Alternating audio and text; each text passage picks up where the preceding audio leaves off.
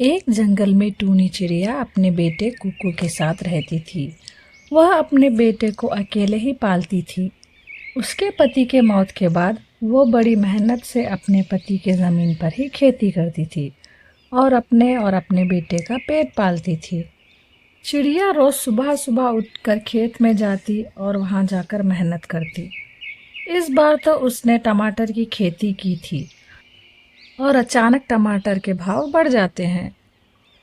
इस साल जंगल में बारिश ना होने के कारण टोनी के खेत में पानी की कमी हो जाती है और पौधे सूखने के कगार पे आ गए थे। और जंगल के अन्य पक्षियों का भी जब बारिश के बिना बुरा हाल था। कालू कौवा जो चिड़िया से जलता था, बादलों से कहता है, बादल भाई, अभी पहाड़ी वाले जंगल में बारिश ना करना। अभी पक्षियों ने अपने पक्के मकान नहीं बनाए हैं। ऐसा कालू कौवा झूठ कहता है। ठीक है कालू कौवे, मैं कुछ दिन बाद ही पहाड़ों वाले जंगल में आऊंगा। मैं किसी और जंगल में चला जाता हूँ। यह कहकर बादल किसी और जंगल के लिए निकल पड़ता है। कालू जी, ये आपने अच्छा किया कि बादल को बारिश ना करने को कहा। अब तो उस चिड़िया के खेत सूख ही जाएंगे और उसका बहुत नुकसान होगा। आई थी बड़ी अमीर बनने, टमाटर के खेत लगाकर। टमाटर देखो 200 रुपये किलो है, हम उसे थोड़ी अमीर बनने देते। प्यारे दोस्तों, आपके यहाँ टमाटर का क्या रेट चल रहा है? कमेंट में ज़रूर बताइएगा। रानो, तुम क्यों इतना परेशान हो? मुझे बताओ, शायद मैं तुम्हारी कोई मदद कर सकूं। तोते भैया, मैंने इस साल टमाटर की फसल लगाई थी और टमाटर का रेट भी बहुत ज़्यादा चल रहा है। हमें बहुत मुनाफा होता, लेकिन बारिश ना होने के कारण हमारी फसल खराब हो रही है। क्यों ना हम बादल भैया के यहाँ जाएं और उन्हें जाकर बारिश करने का कहें? यह कहकर दोनों बादल से मिलने के लिए निकल पड़ते हैं। बादल भैया, आप अभी तक हमारे जंगल में बारिश क्यों नहीं बरसाए हो? हमारी फसल खराब हो रही है और पक्षियों का भी गर्मी से बहुत बुरा हाल हो रहा है। अरे अरे चिड़िया, तुम्हारे जंगल से कालू कौवा आया था। उसने तो कहा था कि अभी बारिश ना करना। पक्षियों ने अभी अपना घर नहीं बनाया है। रानो चिड़िया चौंक जाती है और कहती है, नहीं नहीं बादल भैया, पक्षियों ने तो घर कब का बना लिया। पता नहीं कालू कौवे ने आपसे झूठ क्यों बोला है। ठीक है चिड़िया, मैं अभी पहाड़ों वाले जंगल आता हूँ और बारिश बरसाता हूँ। ऐसा बादल कहता है और पहाड़ों वाले जंगल में बारिश होने लग जाती है। अब तालाब भी भर जाते हैं और पक्षियों को भी गर्मी से कुछ राहत मिलती है। रानों की फसल भी हरी भरी हो जाती है। कालू, हमने बादल को बोला भी था, पर वो नहीं माना। दुष्ट बादल ने बरसात कर ही दी। अब तो रानों की फसल बहुत अच्छी होगी और वो अमीर बन जाएगी टमाटर बेच बेच कर।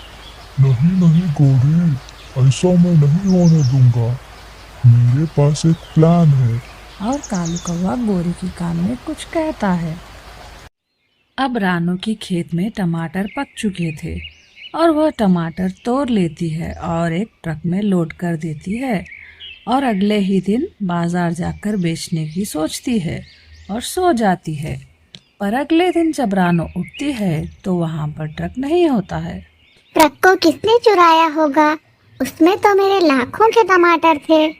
मैं तो लुट गई, बर्बाद हो गई। ये जरूर कालू और गोरी का काम होगा, क्योंकि उन्होंने ही बादल को कहा था नहीं बरसने को। रानू और तोता पुलिस पक्षी को लेकर कालू के यहाँ पहुँच जाते हैं और वहाँ कालू और गोरी ट्रक भर टमाटर लेकर भागने की तैयारी कर रहे थे। और गोरी, मैं तुम्हें रानो चिड़िया के टमाटर चोरी करने के जुर्म में गिरफ्तार करता हूँ। ऐसा पुलिस पक्षी कहता है। कालू, हम तो बुरे फंसे। निकले थे चिड़िया को कंगाल करने और हमें ही जेल की हवा खानी पड़ गई है। और फिर पुलिस पक्षी कालू और गोरी को जेल में डाल देता है। आखिर रानू को अपनी मेहनत का फल मिल ही जाता है और वह टमाटर मुनासिब दाम में बेचकर पैसे भी कमा लेती है और पक्षियों का दिल भी जीत लेती है। प्यारे दोस्तों, इस कहानी से हमें सीख मिलती है। कालू और गोरी की तरह हमें किसी से भी ईर्ष्या नहीं करनी चाहिए, क्योंकि इसका परिणाम हमेशा बुरा ही होता है। और प्यारे दोस्तों, आपके यहाँ टमाटर का क्या भाव चल रहा है? कमेंट सेक्शन में ज़रूर बताइएगा। धन्यवाद। एक समय की बात है, एक जंगल में आम का मौसम शुरू हो चुका था और एक पेड़ पर एक आम पक चुका था। उस आम को अपनी सुंदरता पर बहुत घमंड था। वह आम कहता है, मैं कितना खूबसूरत हूँ, मैं किसी को भी अपने आप को खाने नहीं दूंगा। आम ऐसा कहता है। यह सुनकर दूसरा आम कहता है, अगर तुम्हें कोई नहीं खाएगा तो तुम कल सड़ जाओगे। इससे अच्छा कोई पक्षी ही ना खा ले तुम्हें।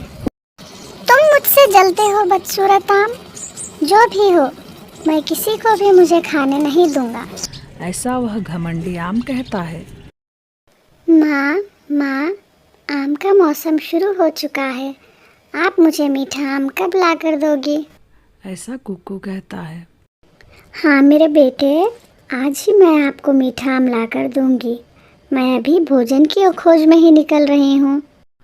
कुक्कू यह सुनकर बहुत खुश हो जाता है, क्योंकि उसने पहले कभी मीठा आम नहीं खाया था। फिर रानो चिड़िया वहाँ से भोजन की खोज में निकल पड़ती है।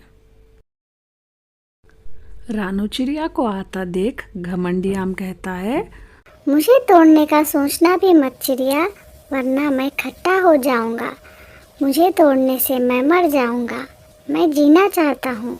मेरी खूबसूरती को देखकर जलो मत चिड़िया। रानो चिड़िया कहती है, आम जी, आप ऐसा क्यों कह रहे हो? यहाँ पर और कोई पका हुआ आम नहीं है और मैंने आज अपने बेटे से आम खिलाने का वादा किया है। पास में जो भला आम होता है वह कहता है, ये आम बहुत घमंडी है। तुम कुछ दिन बाद आना, मैं तब तक पक जाऊंगा। तुम मुझे खा लेना। यह सुनकर रानो चिड़िया वहाँ से चली जाती है। अब वह दूसरा भला आम भी पक चुका था। तोता कहता है, अरे वाह, दो आम पक चुके हैं। अब तो मैं आम की पार्टी करूंगा आज। पर वह घमंडी आम फिर से उसे खाने से रोक लेता है। भला आम कहता है, तोते भैया, आप मुझे खा सकते हो, आप मुझे ले जाएं।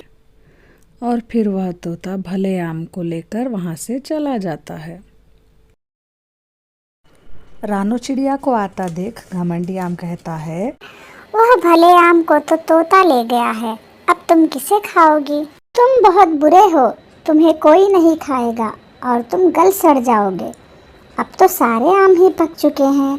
मैं कोई और आम ले जाती हूँ अपने बेटे के लिए। यह कहकर रानो चिड़िया कोई दूसरा आम लेकर वहाँ से उड़ पड़ती है। ऐसे ही वह घमंडी आम किसी को भी अपने आप को तोड़ने नहीं देता है।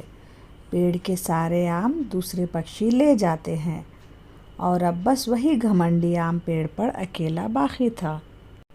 एक दिन कड़ी धूप में घमंडी आम को बहुत गर्मी लगती है और उसका रंग बदलने लगता है। दोपहर तक वह आम काला हो जाता है। अब वह आम सड़ चुका था और वो नीचे गिर जाता है और उसे कीड़े खा जाते हैं। प्यारे दोस्तों, इस कहानी से हमें ये सीख मिलती है, हमें कभी घमंड नहीं करना चाहिए। घमंड का परिणाम हमेशा बुरा ही होता है। धन्यवाद। प्यारे दोस्तों, वीडियो अच्छी लगी तो लाइक कर दीजिए और चैनल को सब्सक्राइब कर दीजिए।